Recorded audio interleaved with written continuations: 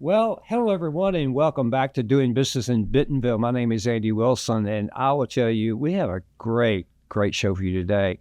And I just can't wait to jump in this. My friend John Reeves, welcome back. Thank you. It's great to be here as always. It is so good to see you. Happy New Year, I think, right? Yeah.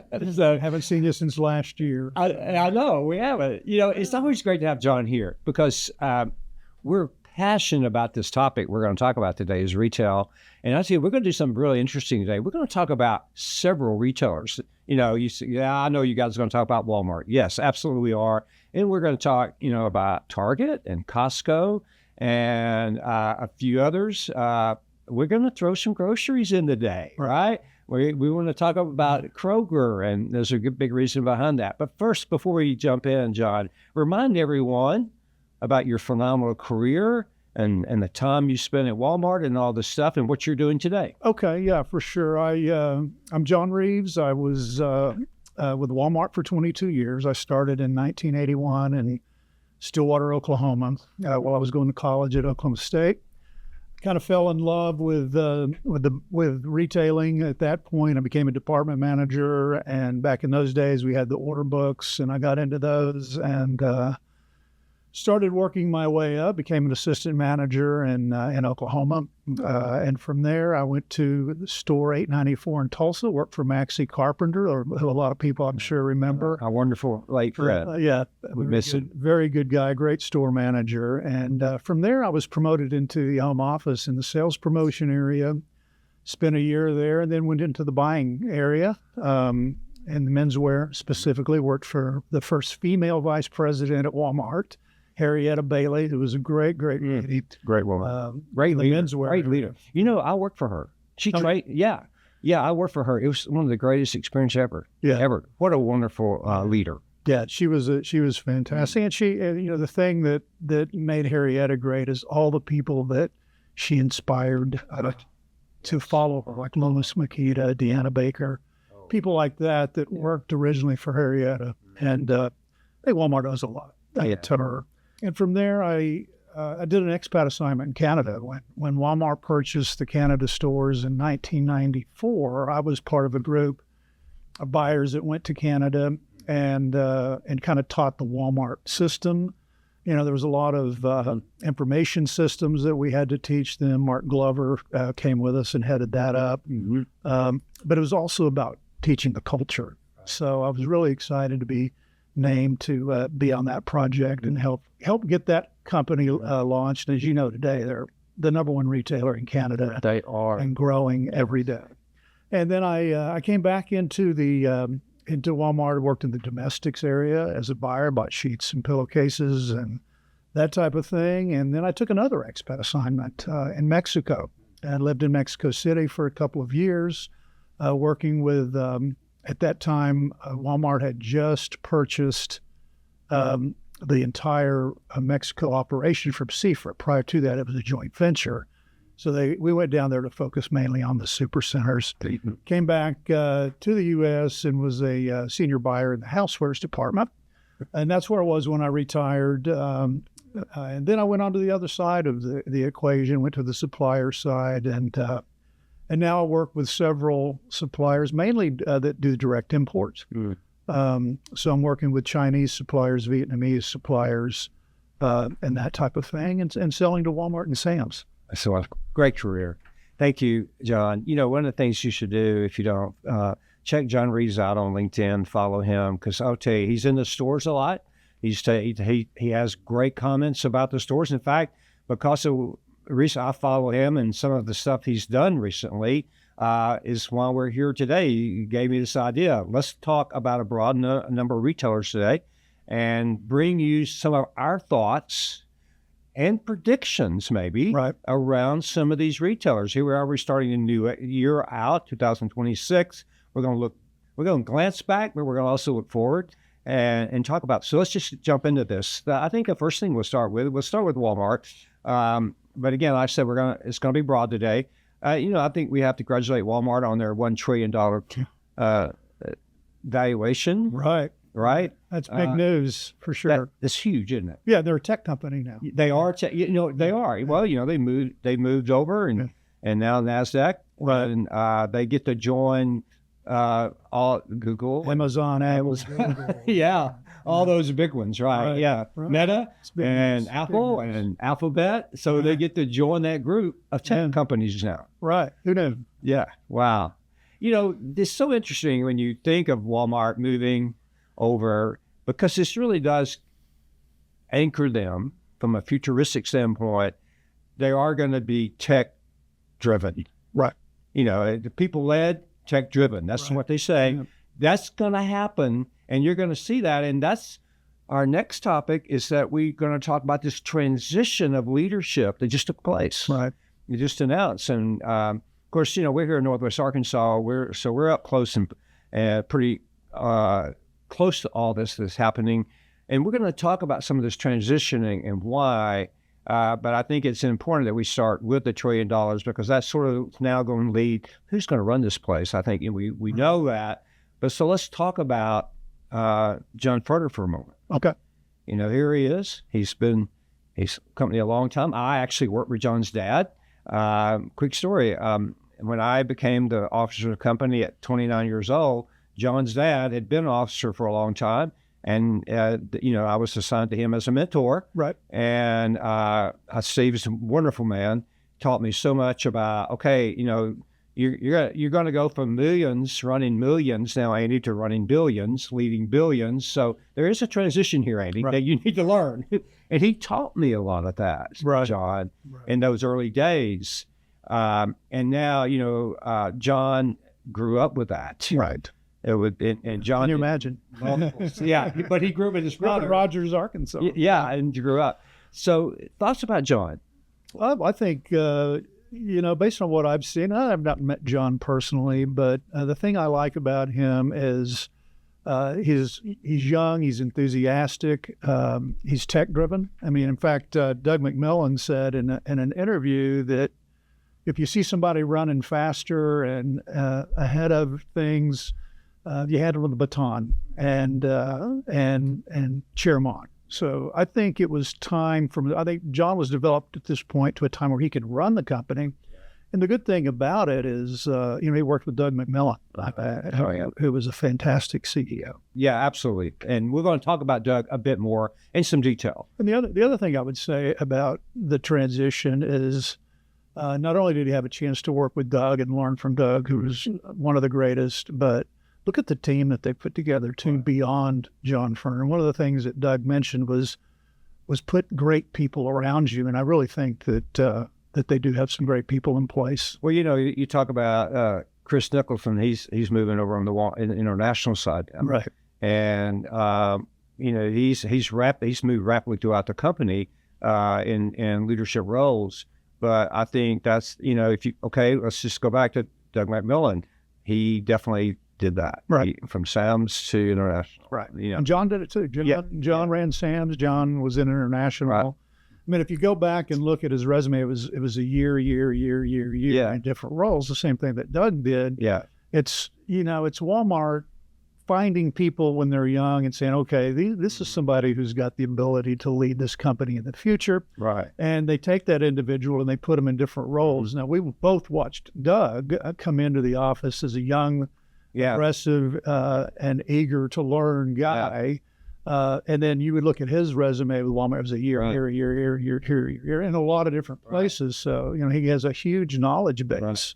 And they did the same thing with John. They're doing the same thing with the other executives that are at Walmart now. Right. If you look at Patrice Watkins going and to Sam's, and you know, for merchandising, and you know that merchandise is critical. Right. You know, I mean, Walmart is tech-led, but it is a merchandising-driven company. It always has been. It always will be. Right. We're just going to use the technology to drive that. And I want to anchor this for a moment about merchandising at Walmart, because we're going to talk about Target in a moment. We're going to make a few comments about the difference there. But if you're in retail, you have got to be, online or brick and mortar, it doesn't matter. You've got to be a great merchandiser. Right. If you're not a great merchant, and you're the ones you talk about. Starts with merchandise. Yeah. Sure. I mean, you were a great merchant. Talk about it. What are your thoughts around Latrice moving over and why, and then about the importance of being a merchandise-driven company? Well, I think, Therese was running she was the chief merchant at Walmart stores. Right. And you've seen what they've done and how they've grown under her leadership. But I think what we're going to see with Sam's Club and her there is a focus on merchandise. And not that Sam's hasn't done that. They've been really good at it, but I think they're going to take it to another level under her leadership. Right. What I want you to think about as you listen to us or view us is I want you to think deeply about succession here as we've talked about these individuals in this, and think about, and how do you apply that to your organization or to your department when you think succession? Because you got to really think deep in the bench here. And, we've talked to John, but as you said at the beginning, it's so important, the bench you put around that leader. Right. And the depth you're going to develop that bench. And that's what's happening here. That, some of that bench could leave, and they do at times around the leader, but then who is underneath that? You got to think at least a couple levels here if you're thinking about your organization structure, because you don't think those people aren't going to get job offers. Absolutely are. They are. Sure. They will. And maybe they don't leave, but the point is here, as you think about your role in leading, you need to think 2 levels down. And that's exactly what Walmart is doing here. Because in this move of development with these individuals, there's other people in place here if necessary. Right. So critical. Any other things around the leadership team you want to talk about? I did want to talk about Doug a little bit. Sure. I have a story or a couple of stories about Doug that are pretty typical of his leadership style. And as I mentioned, you and I knew Doug when he first came into the office. The thing that I noticed about Doug right away was he had the ability to engage with anybody. Right. And he did it from a very sincere and humble standpoint. And he asked a lot of questions. I mean, even if he was talking to me, who was a buyer in menswear, and he had nothing to do with that, he wanted to know. He wanted what your items are, what you're selling. He wanted insight. He wanted to learn what I knew. And then he would do the same thing throughout his career. He would go to the stores. He would ask questions. When he first became CEO, I remember this very clearly. It was the Thanksgiving Day. It was back when they were opening the store at like 8 o'clock at Thanksgiving night for the Blitz. Friday, yeah. And so being the curious person, I didn't go to buy anything, but being a curious retailer, wanted to see, what was going on. So I went to the store, and guess who else is there as an observer? Yeah. Doug McMillon was there, and he wasn't there to give direction. He wasn't there to bother the associates. He was there to observe it and learn, and that's what he did. The other thing that I remember vividly about Doug, and I think is a true testament to his leadership, when I was in Mexico, I mentioned I was on an expat assignment in Mexico City. Mm-hmm. And we were getting near the end of that assignment, so everybody was wondering, well, what are we going to do when we come back? Phone rings in my apartment in Mexico City. It's Doug McMillon. And he says, hey, John, I've got an opportunity. At the time, Doug was running the international, or he's at Sam's International. Mm-hmm. This is one of his stops. And he said, I've got an opportunity for you if you're interested in it. Mm-hmm. And at the time, I had been on 2 expat assignments, and this assignment would have required extensive travel. Mm-hmm. And I said, maybe I'm not at the right point in my career. I had young children at the time, and so I didn't accept that assignment. And in retrospect, I kind of wish I would have. And if Doug watches this, mm-hmm. if you need me for anything, call me now, because my kids are grown, and I'll do whatever. But I thought, it was an honor to me, and to be thought of, from him, and for him to think about it. And also, he could have had anybody call me. He could have had his personnel managers contact me. He could have had the direct report contact me. He contacted me himself. And that's kind of the kind of leader that he was. It is. You're right. Such a great individual. And, let's continue talking about Doug when we're on that topic. I thought it was a great article that HBR did, interview with Doug. Yeah, well, and there's some questions there I think we should just talk about just for a moment. Sure. And you already mentioned one when, he said, when they asked him that you sort of surprised us when you said you're stepping down. Wow. And, you said, well, what Doug quote Doug, when you see someone who can run the laps ahead better, faster, the right thing to do is to hand them the baton, step aside, and cheer them on. That's powerful. That is powerful. I'm going to say this, and I'm going to have to. I don't know if I was a CEO of Walmart, I would have the ego to say that. Right. I just want to tell you, very few people do, but Doug McMillon has that. Right. You know, he looked and seen what's best for the company. Right. And now he made this huge decision. That's powerful. And I hope a young leader listening to this, this is what I say about ego. It can destroy everything in its path. Doug did not allow that to happen. Right. And that's a powerful move. He was. I mean, when I read that, I had to just think and meditate on that for a while. Right. Because that's such a powerful statement from Doug. Exactly. Yeah. Yeah. And so thanks for bringing that up. Yeah. Also, there's several things in the article we definitely want to talk about. Of course, they talked about AI, with AI disrupting business models and endless uncertainty. What does these days look like? And to lead consistently. I think we're all thinking about that, aren't we? Right. Yeah. Yes. Your thoughts, any thoughts you have around that? No, I think he's been a champion of focusing on the things that are going to drive the company in the future, like e-commerce. Before Doug took over, Walmart was pretty far behind Amazon. Oh, big time. And under his tenure, they've done a big job of catching up. AI, he came out last year and talked about AI publicly, and he kind of threw out a warning to everybody that you better get up to speed with it. And you're seeing that at Walmart now. You're seeing that influence. I think the one thing that, if you look back on Doug's tenure there, the one thing that impresses me the most was back probably in 2012, 13, something like that. He said, we need to be paying our associates. Yeah. And I remember they came up with a plan and they increased what they were paying the associates. And that takes a really humble person to say, okay, yeah, we're gonna raise our cost.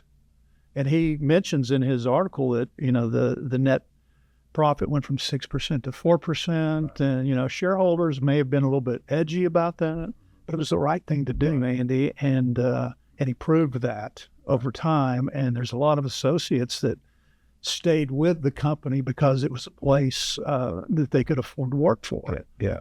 So he moved all of that forward. And I think that was one of his greatest accomplishments. He had the intestinal fortitude to say, I'm going to stand up for people. Right. I think that was a turning point, a tipping point. I think it was. And it's proven to be, like you said, so accurate.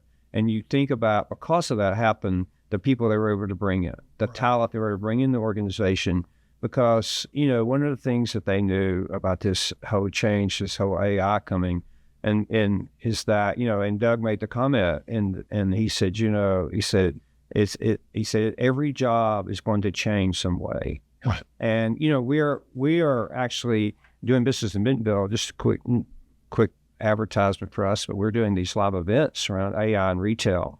And I'll be doing one, leading with some other people, but I'll be leading it coming up in March. We're going to March or April. Well, check our website, but we're going to talk about AI and people, and because it's you read all the news, you see it, and it's changing human resources immensely, and jobs, and roles, and responsibilities. We're going to try to bring some direction in that for you. So be looking that out. But anyway, but as Doug said, it's going to change everything from how we get shopping carts in to how we do everything else. Yeah. And that's the old saying we said, when we communicated at Walmart, we want to push it all the way down to the person bringing the shopping carts in, because that's a very important job. Right. And that's why we would say it. Technology is going to change everything. And so again, what did they do? They brought John in because he's ready to take that challenge on. Be interesting. So yeah, what other things that came out to you in this article? Well, there's one, Andy, that really stuck with me, and probably something that doesn't get talked about a lot, but at the end of the article, he said, my priorities have always been faith, family, law. And I got to tell you, during most of my career, I think it may have been mixed. It may have been backwards. It may have been Walmart, family, faith. Yeah. But what a model that is for the way to do business. And this is not a discussion on faith, but to put your priorities in line and then to see the kind of success that gentleman had, that tells a lot to me. Yeah, I agree with that. That's very powerful. And when I read the article too, I thought the same thing. I thought, that's Doug McMillon, isn't it? One of the things that in the article, and you can read the article and you can Google it online, but he said a question is, what advice would you give a CEO who's trying to lead major transformation? And I'll just read just his sentence. It says, listen to your gut. The thing that most of us regret is not going faster. We used to talk about speed a lot at Walmart, and they still do, I know. But he says, I was initially focused on how to build an e-commerce business and turn it into an omni business, leveraging assets we had, including the stores. What I didn't understand, and this is really important, was that it was going to lead big changes in the way the company worked. And he had to figure that out and bring the talent in. And in order to do that, and then he said, I learned that people can handle it. You need to go hard. You need to go fast. That's a great message to CEOs. Right. Absolutely. Yes. You got to go hard. You got to go fast. You got to lean on the people. Right. And Sam Walton always taught us, John, that when the stores, he always shared this. And so much of what Doug was the culture he learned from, all of us learned from Sam. But one of the things Sam used to say to us all the time to remind us, we stand on the backs of our people. And that's what Doug is saying here. Right. You bring the right people around you, you stand on their backs and let them go. And you go hard, you go fast. And he said, and then I love how he closed it out. And when you're in your bones that something is right, you need to act on it without much delay. Right. Make a decision. Yeah. That's pretty powerful. Yeah. That's okay. There you go. There's your Harvard Business Review class today. Right.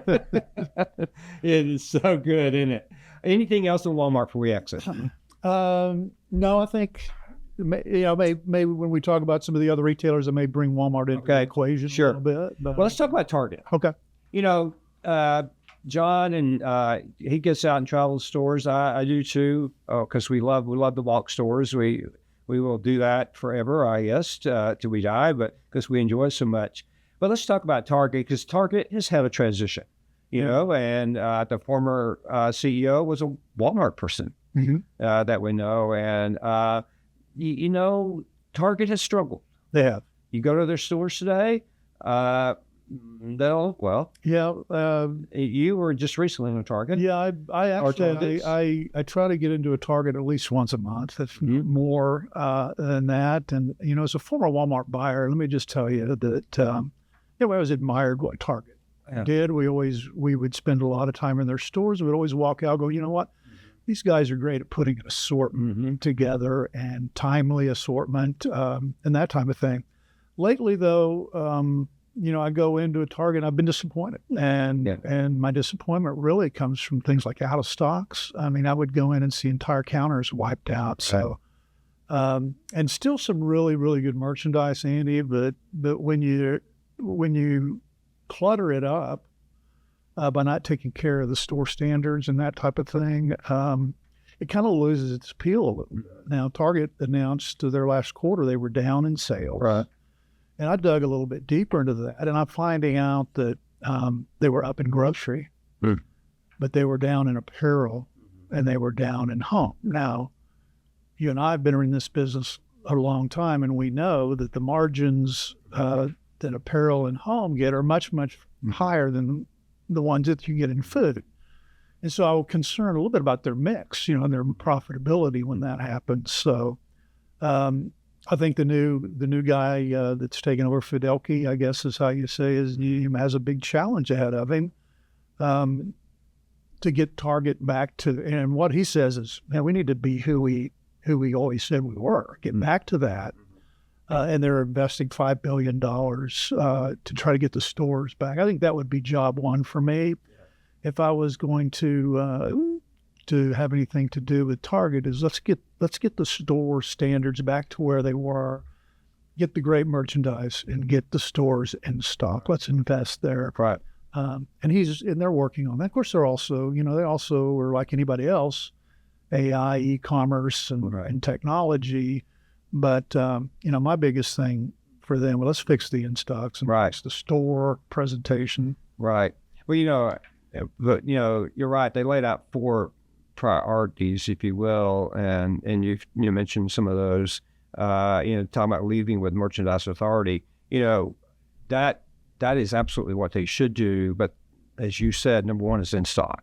I mean, if you go in and you're out of stock, you're not authority on it. I mean, their apparel and domestic, what's interesting, being down in those categories where their strengths, right, and their profitability. You hit it. They have got to get that back, but they've got to get in stock too, right, and get those those end caps, the right features on there, price point that, and they have to do that. They talked about elevating guest customer experience. Well, I would tell you, my visits is that I stand in a long, long line in self-checkout, and I wonder all the others are closed. That, to your point, they don't have the staffing to do that. You can't be successful like that. Because why do you have to stand in line at self-checkouts? I mean, I don't. That's why they're there. Look at people fast. And if you have a problems with that, then go solve that. Right. And then the third point was accelerating technology in the company, a more joyful experience. I will tell you, when I walk in the Target, I'm probably being blunt here, sorry, but when I walk in the Target, which I do, my joyful experience is, A, you're in stock. Number 2, I can get checked out with standing in a long line. If you do that for me, I'm pretty joyful. And give me a good price, right? And then strengthen the team and communities. I totally agree with that. And I think they're focused on, we wish them well. Because Walmart needs Target. Right. You agree with that? I 100% agree with that. I think that a strong Target makes Walmart better because Walmart is always on their toes. Yeah. And it makes them better. Well, yeah. We wish Target success, right? I do. And we'll be in their stores. Yes. So we'll come back and talk about it. Right. All right.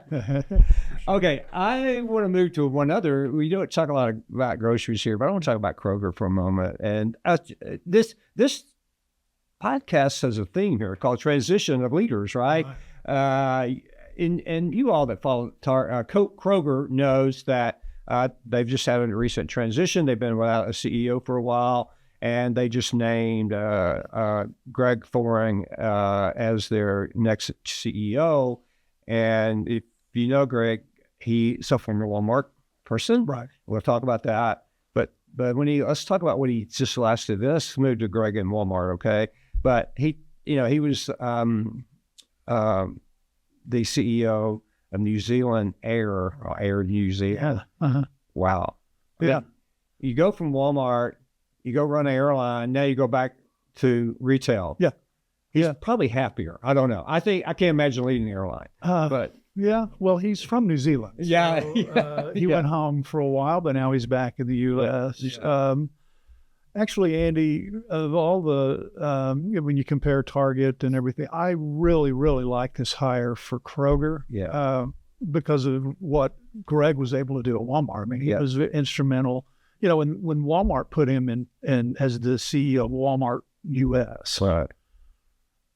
Sales were trending downward. Things in the supercenters, right? In the supercenters, he came in and turned all of that around. And you and I both know that if the core Walmart business isn't strong, everything else is going to suffer. So his task was to get that core business turned around and moving in the right direction, and he did that. Yeah, he did that for 20 quarters. Right. That's a lot. And I think, Kroger was actually down in their last numbers. Mm-hmm. I think we're going to see some really, really good things happen in Kroger because of his expertise and his hands-on ability. Right. And his rapport that he has with the associates. I mean, I think you're going to see some good movement from Kroger, and it's a large company. Right, it is. It's a massive company. I'll tell you, I think the first thing he's going to do, and he did at Walmart for us, and he did flip that we said on the sales. But what he did, he put on a store vest, a Walmart vest every day, and he went to the stores. And he walked the stores, he talked to customers, and he talked to associates. And he talked about how can we fix this? What are your ideas? What are your suggestions? He would bring those ideas back in every week. And we would talk about it, but he would not only bring the ideas, he would execute the ideas. And that's exactly what Kroger needs. Kroger needs him in the stores, walking the stores, listening to customers, listening to the associates, because he has the authority to bring those back and act on those things. Right. And that's what Kroger needs today, because they've been focused on acquisition. Now they got to get back and focus on what they do best. And that's groceries. Yeah. And I also think, Andy, based on what Greg was able to accomplish at Walmart, that you will see them take a leap forward in e-commerce. Oh, yeah. And pick up today and the types of things that he helped establish at Walmart. Right. I think we'll see a focus on those too. So I really think that the future for Kroger is good with that. I think it's great news for Kroger.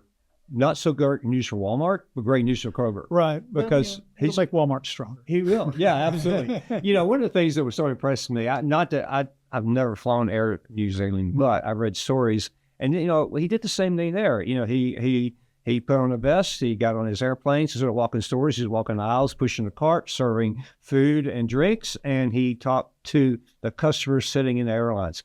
Have you ever had that to happen on any airlines flight where the CEO was pushing the cart down the aisle and asking you about how we could build a better airline? No. It doesn't happen. Right. I will tell you. And I would like to encourage the airlines I fly here in the U.S., the CEO to get out of their office, walk the aisles with a cart, and ask me that question. I have plenty of things to talk to him. But don't stay in first class. Come back to where I'm at, and then ask me back there and coach, right? For sure. Anyway, but that's great. Yeah. See, but that's the leader we're talking about. And so it's great. Now, let's move to one more. Let's talk about Amazon. Yeah. What are your thoughts on Amazon? Well, still going strong. I mean, they did almost $720 billion last year. So they're bigger and, from a retail standpoint or from a total company standpoint than Walmart is. And, the thing that Amazon has been a tough competitor because they got such a head start. Right. They started their company as an e-commerce company. And Walmart was, of course, a brick and mortar company. And so I think what happened was as Amazon grew and they offered their Prime membership and that type of thing, customers started using Amazon and it became a habit to use Amazon now. And that's great for them. And they continue to do that. And I know you and I both have seen Amazon packages pop up on our porch, probably more than we would want to. Mm-hmm. But they've got that head start. They've got that lead. Now, one thing I love about what Walmart's doing right now, I think their Who Knew campaign is fantastic. And I think that is helping get the message out there to people that are used to clicking on Amazon. They maybe ought to go check Walmart out too. And of course, Walmart backs it up with store, different avenues of retrieving the merchandise with Pickup Today. And everybody's working on getting the delivery to 1 day or less or a couple of hours or whatever. Both of them are using drones. But it's going to be interesting to watch over the next 5 or 6 years to see, Walmart, I think, has done a good job of catching up. They're not fully caught up to Amazon yet. And it seems like once you make a move towards it, Amazon takes a step forward. So it's always going to be it's always going to be a battle. It's going to be interesting to watch, but it's a great company. Yes, it is. It is. I think you really summed that up really well about Amazon. Thank you, John. And I think we'll still need to watch them. I think they, they're ahead, as you talked about, in this whole omnichannel space. But there's a lot of people after them, right? And they're going to have to run even faster. And I'm curious to say, they bought Whole Foods, which is just now opening a store here in Rogers. It'll be interesting to see if there's other acquisitions coming down the road. Right. So it'll be fun to watch. Yeah, it will be. Okay, our last retailer is going to be Costco. Yeah. Now, we've talked Sam's, we talked Walmart, we talked Kroger. So, Costco reported just phenomenal year, and they're off to a great start. Right. They're strong. They had $123 billion worth of business in their first 22 weeks of sales, 8.5% last year. They're 924 locations.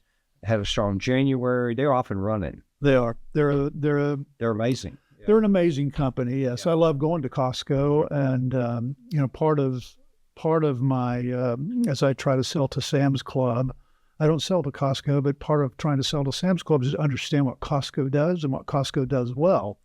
Their private label programs are phenomenal, but I think the thing that makes Costco really good is they have a trust built with their members. Members that shop at Costco trust Costco. Mm-hmm.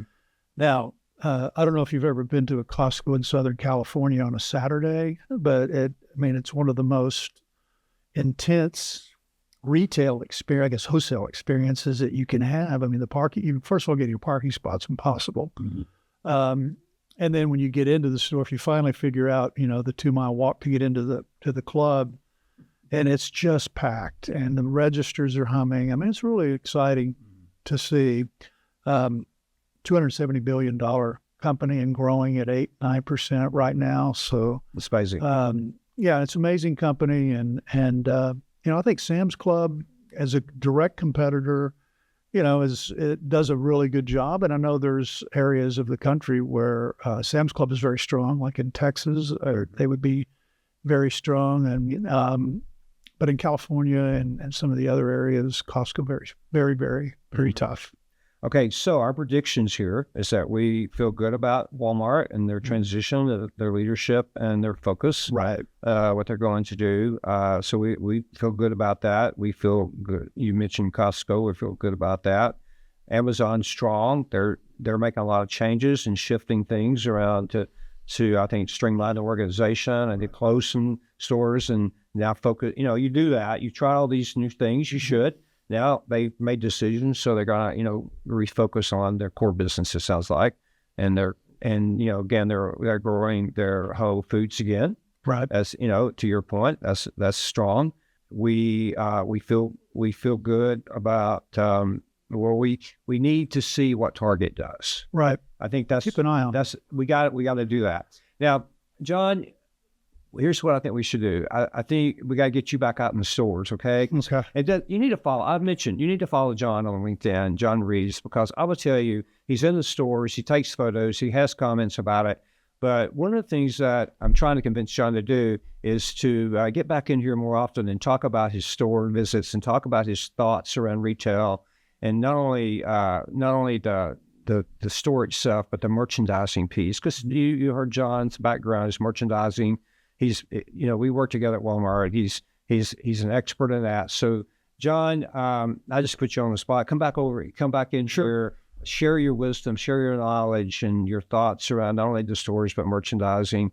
And I think this is something that we should just talk more about this year, because we're going to keep watching these companies. Right. And we may add one or two more to our list as we are out and about. There's a couple of them out there that I've got my eye on now, Andy, that I think we ought to talk about. One of them is TJ Maxx company, which seems to be on fire right now. Let's do that. Let's do that next time. We can talk about that. And, the other ones are and TJ Maxx participates in the off-price retailer, but there's other ones out there like Ross and that seem to be doing a lot of business and are always busy. So I think there's a lot going on. And then the other thing that at some point I'd like to talk about are the .com companies that are doing really well. Okay. And I get a lot of inspiration, a lot of merchandise direction from those companies too. So.